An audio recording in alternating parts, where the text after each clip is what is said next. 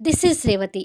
Video చూస్తున్న వారికి likes, కామెంట్స్‌తో support చేస్తున్న వారికి థ్యాంక్ యూ సో మచ్. 'ఓ ప్రేమ ఓ పగ' ఎపిసోడ్ నంబర్ 237. సౌమ్యని చూడగానే ఇంతసేపు భరత్‌కి కలిగిన కంగారు తన మీద కోపంగా మారుతూ, "ఎప్పుడే నువ్వు ఇంటికి వచ్చేది? టైం ఎంతయిందో తెలుసా?" అంటూ తన మీదకి విరుచుకుపడతాడు. భరత్ అలా సీరియస్ అయ్యేసరికి సౌమ్య భయపడుతూ బెదురుగా చూస్తుంటుంది. వాళ్ళ గొడవల మధ్య తనెందుకులే అనుకొని పని మనిషి అక్కడి నుండి వెళ్ళిపోతుంది. అడిగేది నిన్నే. ఇంతసేపు ట్యూషన్ ఏంటి? రోజు తొందరగానే ఇంటికి వస్తావు కదా! ఈరోజు ఎందుకు రాలేదు? అంటూ కోప్పడతాడు. అది బావా, నువ్వు నన్నిలా తిడుతున్నావనే నాకసలు ఇంటికి రావాలనిపించడం లేదు అంటూ ఉన్న విషయాన్ని భయంగా చెప్తుంది. తను చెప్పిన సమాధానం విని భరత్ కాస్త ఆవేశం తగ్గించుకొని నొసలు ముడిచి చూస్తుంటాడు. ఉదయం కూడా నన్ను తిట్టావు. ఆ బాధతోనే నాకు ఇంటికి రావాలనిపించక ట్యూషన్‌లోనే ఉండిపోయాను. కానీ ఎప్పటికైనా ఇంటికి వెళ్ళక తప్పదు అనుకొని ఇప్పుడొచ్చాను అని అంటుంది కన్నీళ్లు పెట్టుకుంటూ. తన కన్నీళ్లు చూడగానే భరత్ జాలిపడుతూ ఉదయం తనని తిట్టింది గుర్తు తెచ్చుకొని ఛ! అని మనసులో బాధగా అనుకొని తనకు దగ్గరగా వచ్చి, సమస్యలు, బాధలు ఉంటే ఇంటికి రాకుండా ఉంటారా? ఆడపిల్లవి ఇంత లేటుగా ఇంటికి వస్తే ఎలా? అని అనునయంగా అడుగుతాడు. అప్పటికి సౌమ్య భయపడుతూ మౌనంగా ఉంటుంది. సరే, ఇక లోపలికి వెళ్ళు అంటాడు. అవకాశం వచ్చింది కదా అనుకొని వాళ్ళ బావ నుండి తప్పించుకొని వస్తున్నట్టుగా రూములోకి వెళ్ళిపోతుంది. ఉదయం తనని తిట్టడం మళ్ళీ గుర్తు తెచ్చుకొని, ఏమైనా నేను తనని అలా తిట్టకుండా ఉండాల్సింది అని అనుకుంటాడు. సౌమ్య రూమ్‌లోకి వెళ్ళి చేతిలో ఉన్న బుక్స్ పక్కన పెడుతుండగా చారీ మాస్టర్ దగ్గర నుంచి ఫోన్ కాల్ వస్తుంటుంది. లిఫ్ట్ చేసి, "ఏంటి చారీ మాస్టారు?" అని అడుగుతుంది. "ఇంటికి జాగ్రత్తగా వెళ్ళావా సౌమ్య?" అని అడుగుతాడు. "ఇప్పుడే ఇంటికి వచ్చాను" అంటూ బాధగా చెప్తుంది. తన మాటల్లో బాధని గుర్తొచ్చి, "ఏంటి ఏదో బాధగా మాట్లాడుతున్నావు? మళ్ళీ మీ బావ ఏమైనా అన్నాడా?" అని అడుగుతాడు. అనడం కాదు, మళ్ళీ తిట్టాడు. ఇంతసేపు ఇంటికి రాకుండా ఏం చేస్తున్నావని గట్టిగా నా మీద విరుచుకుపడ్డాడు అంటూ ఉన్న విషయం చెప్తుంది. తను అలా అనేసరికి చారీ మాస్టర్ జాలిపడుతూ ఆ బావ మీద కోపం తెచ్చుకుంటూ, "ఆ అమాయకురాల్ని ఎలా తిట్టాలనిపిస్తుంది? అతను మనిషే కాదట్టుంది" అని మనసులో తిట్టుకొని, "సరేలే, బాధపడుతూ కూర్చోకు. ఇప్పటికే లేట్ అయింది కాబట్టి భోజనం చేసి పడుకో" అంటూ ప్రేమగా చెప్తాడు చారీ మాస్టర్. "సరే చారీ మాస్టారు" అని చెప్పి ఫోన్ పెట్టేస్తుంది. మూర్ఖులకి బంగారం విలువ తెలీదు. అందుకే ఆ బావ తనని అలా ఏడిపిస్తున్నాడట్టుంది. అతను అన్ని బాధలు పెట్టినా తను మౌనంగా చూస్తూ ఎందుకు ఊరుకోవాలి? తనకంటూ ఒక అందమైన జీవితం కావాలి కదా! ఏమైనా సౌమ్య నాకు బాగా నచ్చింది అని అనుకొని తన ఆరాధనలో ఉంటాడు చారీ మాస్టర్. సౌమ్య ఇంకా బాధపడుతూ కూర్చుంటే భరత్ అక్కడికొచ్చి, "ఏంటి అలా కూర్చున్నావు? నీకోసం నేను వెయిట్ చేస్తున్నాను. త్వరగా ఫ్రెష్ అయ్యిరా, డిన్నర్ చేద్దాం" అంటాడు. "లేదు బావా, నువ్వు మళ్ళీ నన్ను తిడతావు. నేను నీతో భోజనం చేయను. నేను తర్వాత చేస్తాను. వెళ్ళి నువ్వు తిను" అని చెప్తుంది. "ఏయ్! పిచ్చి పిచ్చి వేషాలు వేయకు. నీతో కలిసి తిందామని నేను వెయిట్ చేస్తున్నాను. నువ్వు ఇంకా రాకపోయేసరికి ఇక్కడికొచ్చాను. త్వరగా రా" అని సీరియస్‌గానే చెప్పి వెళ్ళిపోతాడు. ఏంటో నేనంటేనే మండిపడుతున్నాడు అని బాధపడుతూ వాష్‌రూమ్‌లోకి వెళ్తుంది. కిచెన్‌లో పని మనిషి వంట చేస్తుంటే భరత్ అక్కడికి వెళ్తాడు. "వంట చేశాను కదా సార్! మళ్ళీ ఎందుకు నాతో పన్నీర్ కుర్మా చేయిస్తున్నారు?" అని అడుగుతుంది. ఆ కర్రీ సౌమ్య ఇష్టంగా తినడం చూశాను. పాపం తను ఈరోజు డిస్టర్బ్‌లో ఉంది. ఇలాంటి టైంలో సరిగ్గా భోజనం చేయదు. అదే ఇష్టమైన కర్రీ ఉంటే కాస్త తింటుందని చేయిస్తున్నాను. సౌమ్య వస్తుండాలి, త్వరగా చేసుకొని తీసుకురా" అని చెప్పి వెళ్ళిపోతాడు. పర్వాలేదు. ఈ మధ్య సౌమ్య మేడం గురించి బాబుగారు బానే ఆలోచిస్తున్నారు అని పని మనిషి సంతోషంగా అనుకొని సౌమ్య కోసం పన్నీర్ కుర్మా చేస్తుంటుంది. మరి కొద్దిసేపటికి పని మనిషి భరత్‌కి వడ్డిస్తుండగా సౌమ్య ఫ్రెష్ అయ్యి అక్కడికొస్తుంది. పన్నీర్ కుర్మా చూడగానే ఇష్టపడుతూ వచ్చి కూర్చొని బాగా ఆకలిగా ఉంది అంటూ వడ్డించుకుంటుంది. అది చూసి భరత్ సంతోషపడుతూ భోజనం చేస్తుంటాడు. ఉదయం నుంచి అంత బాధలో ఉన్న పన్నీర్ కుర్మాతో భోజనం మాత్రం ఇష్టంగానే తింటుంది. తను అలా తింటుంటే భరత్ మనసు తృప్తి పడుతూ భోజనం చేస్తుంటాడు. నేను చదువుకునేది చాలా ఉంది అని అంటూ ఫాస్ట్‌గా భోజనం చేస్తుంటే, చదువుకోవచ్చులే, భోజనం దగ్గర ప్రశాంతంగా తిను అంటాడు భరత్. భరత్ నిదానంగా చెప్పినా సౌమ్యకి అదేదో కోపంతో చెప్పినట్టుగానే అనిపించి భయపడుతూ తింటూ ఉంటుంది. కొద్దిసేపటికి ఇద్దరు భోజనం అయిపోయి సౌమ్య రూమ్‌లోకి వెళ్ళబోతుంటే, "నీకు భయం అనిపిస్తే నా రూమ్‌లోకొచ్చి పడుకో సౌమ్య" అంటాడు. "వద్దు బావ, ఇప్పుడు నిన్ను చూస్తుంటేనే నాకు భయం తప్ప ఇంక నాకు వేరే భయం ఏమీ లేదు" అని చెప్పి రూమ్‌లోకి వెళ్ళి డోర్ వేసుకుంటుంది. సౌమ్య సమాధానం భరత్ మనసుకి చివుక్కుమనిపిస్తూ బాధగా రూములోకి వెళ్ళిపోతాడు.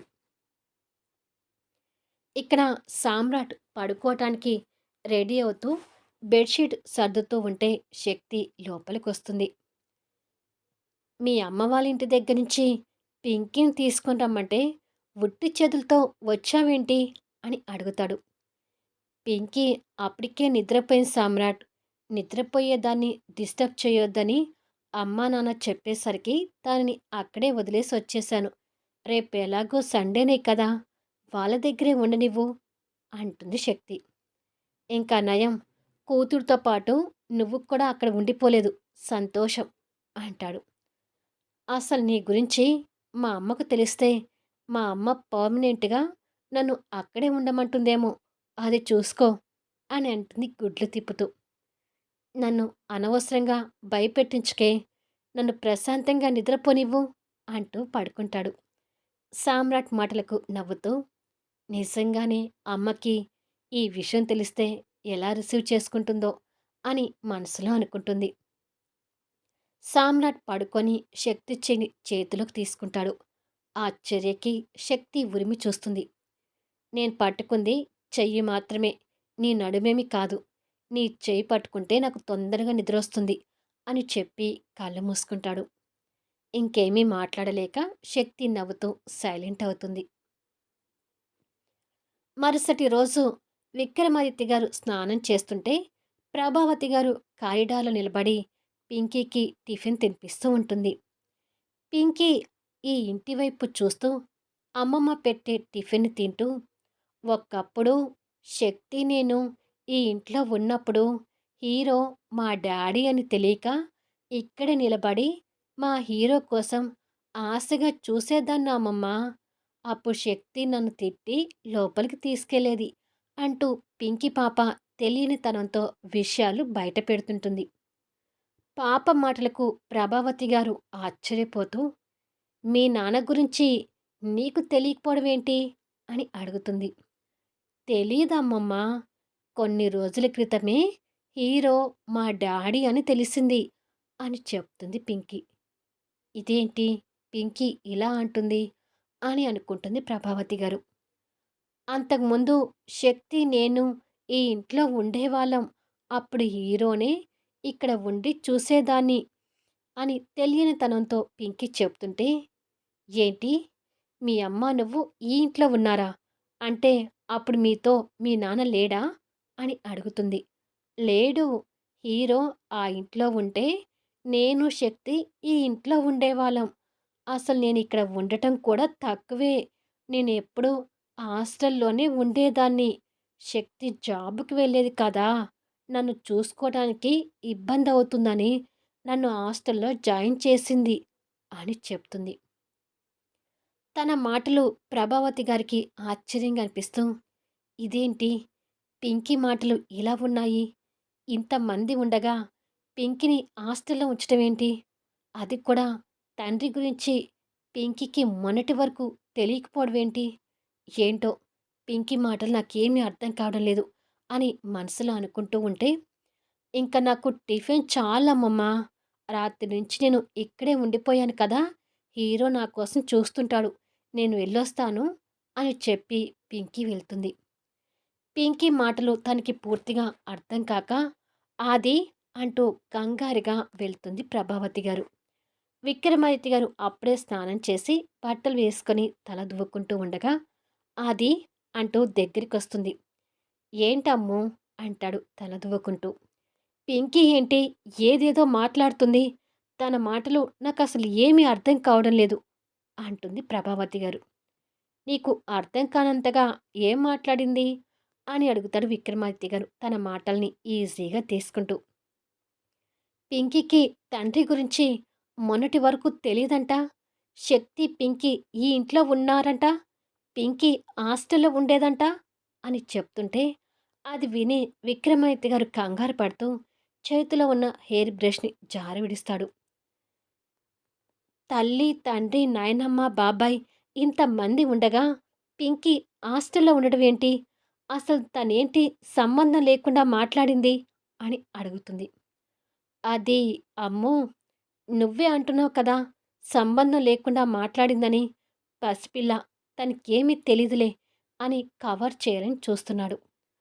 లేదాది. పింకీ అన్ని నిజాలే చెప్తుంది. కాకపోతే అవి నాకు పూర్తిగా అర్థం కావడం లేదు అంటుంది ప్రభావతి గారు. అదేమి లేదమ్మూ! పింకీ ఏదో తడబడుతూ ఏదో చెప్పిందిలే అంటాడు. తడబడింది పింకీ కాదు. నువ్వు. నువ్వు తడబడుతున్నావు. ఏదో నా దగ్గర దాస్తున్నావు. ప్లీజ్ ఆది. నా కూతురు ఆలనా పాలనా చూడకపోయినా నా కూతురు గురించి అన్ని విషయాలు తెలియాలి. పింకీ చెప్పిన మాటల్లో ఉన్న నిజాలు నీకు తెలుసని నీ తడబాటుతోనే అర్థమవుతుంది. అదేంటో నాకు పూర్తిగా చెప్పు అంటూ నిలదీసింది ప్రభావతి గారు. నువ్వు అనుకున్నట్టుగా ఏమీ లేదమ్మూ అంటాడు విక్రమాదిత్య గారు. ప్రభావతి గారు భర్త చేపట్టుకొని నెత్తి మీద పెట్టించుకొని, ఏమీ లేదని ఇప్పుడు చెప్పు నమ్ముతాను అంటుంది. చెప్పలేక భార్య తల మీద నుండి చేయి తీసి కొన్ని క్షణాల మౌనం తర్వాత తిరిగి మాట్లాడుతూ, నేను చెప్పే విషయాలు విని నువ్వు తట్టుకోలేవేమో అని అంటాడు బాధగా. లేదా అది నువ్వు పొరపడుతున్నావు. ఇంతకన్నా గడ్డు పరిస్థితుల్ని నేను ఎదుర్కొన్నాను. ఏమీ పర్వాలేదు. నేను పూర్తి ఆరోగ్యంగా ఉన్నాను. ఉన్న విషయాలేంటో నాకు అన్నీ వివరంగా చెప్పు అంటూ రిక్వెస్ట్ చేస్తుంది. సరే చెప్తాను. మన కూతురు శక్తి చాలా కష్టాలు పడిందమ్మో! సామ్రాట్ మీద అంత కోపం ఎందుకు అని నువ్వు నన్ను ఎన్నోసార్లు అడిగావు కదా! ఆ కోపానికి కారణం సామ్రాట్ మన కూతుర్ని రేప్ చేశాడు అని చెప్తాడు. రేప్ అనే వర్డ్ విని ప్రభావతి గారు ఒక్కసారిగా షాక్ అవుతుంది. ఈ విషయం నిన్ను ఎంత బాధ పెడుతుందో నాకు తెలుసు. కానీ ఉన్న నిజం అది. అసలు శక్తి జీవితం గురించి మొత్తం చెప్తాను విను. శక్తి, సామ్రాట్‌తో పాటు భరత్ అనే ఇంకొక వ్యక్తి ముగ్గురు ఒకటే స్కూల్, ఒకటే కాలేజీలో చదివారు. అప్పట్నుంచే సామ్రాట్‌కి, శక్తికి పడకపోయేదంట. మధ్యలో శక్తి, భరత్ ప్రేమించుకున్నారు. కాలేజీ ఫంక్షన్ రోజు శక్తి మీద పగతో ఉన్న సామ్రాట్ శక్తిని రేప్ చేశాడంట. దాంతో శక్తి పెళ్లి కాకుండానే సామ్రాట్ బిడ్డకు తల్లయింది అంటూ ఉన్న విషయాలు మొత్తం చెప్పి, చివరికి ఆ భరత్ బుద్ధేంటో తెలిసాక శక్తి పింకిని తీసుకొని సామ్రాట్ ఇంటికి వెళ్ళిపోయింది. ఇది అమ్మో! మన కూతురు జీవితంలో జరిగిన సంఘటనలు అంటాడు. నువ్వు చెప్తుంటే అసలు నేను వింటున్నది నిజమా కాదా అన్నట్టుగా ఉంది. ఇప్పుడు వరకు నువ్వు చెప్పిన సామ్రాట్ వేరు. ఇప్పుడు నేను చూస్తున్న సామ్రాట్‌నే వేరు అన్నట్టుగా ఉంది అంటుంది ప్రభావతి గారు. అంటే సామ్రాట్ ఇప్పుడు మారిపోయాడమ్మో! నిజానికి సామ్రాట్ మంచివాడు కాదు. శక్తిని రేప్ చేశాడు అంటే అతను ఎలాంటివాడో అర్థం చేసుకో అని అంటాడు. కూతురు రేప్‌కి గురైంది అనగానే ఆ తల్లి హృదయం తల్లడిల్లుతూ భర్త చెప్పిన మాటల ప్రభావంతో ప్రభావతి గారు సామ్రాట్ మీద కోపం తెచ్చుకుంటూ, "ఇప్పుడే వస్తాను ఉండు ఆది" అంటూ సామ్రాట్ మీద కోపంతో బయలుదేరుతుంది. మళ్ళీ నెక్స్ట్ వీడియోలో కలుద్దాము. ఆ తర్వాత ఏం జరుగుతుంది? ప్రభావతి గారు అల్లుడి మీద ఎలా రియాక్ట్ కాబోతుంది? ప్రభావతి గారు సామ్రాట్‌ని అర్థం చేసుకుంటుందా? లేదా? అసలు సామ్రాట్ రేప్ చేయటానికి కారణాలు ఏంటి అనేది సామ్రాట్ శక్తి ఎలా తెలుసుకోబోతున్నారు? అద్భుతమైన కథనంతో ఆసక్తికరంగా సాగిపోయే కథా వీడియోస్‌ని మిస్ కాకుండా చూడండి. కథ నచ్చితే లైక్ చేయండి, కామెంట్ షేర్ చేయండి, సబ్స్క్రైబ్ చేసుకొని ఛానల్ షేర్ చేస్తూ సపోర్ట్ చేయండి. Thanks for లీజనింగ్.